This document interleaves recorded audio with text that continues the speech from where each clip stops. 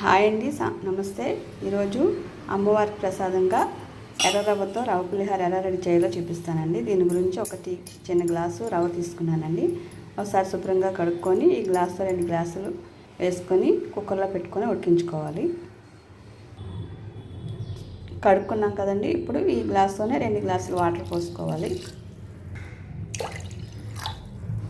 ఇప్పుడు దీన్ని కుక్కర్లో పెట్టుకొని 3 విజిల్స్ వచ్చే వరకు ఉడికించుకోవాలండి. చూడండి, ఉడికింది కదా. ఇప్పుడు పైకి తీసుకుందాం కుక్కర్లోంచి.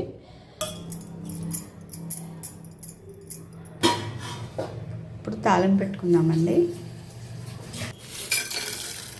చూడండి, తాలింపు గింజలు అనేది ఇలా వేసుకోవాలి. కొంచెం పసుపు, తగినంత సాల్ట్ అండి.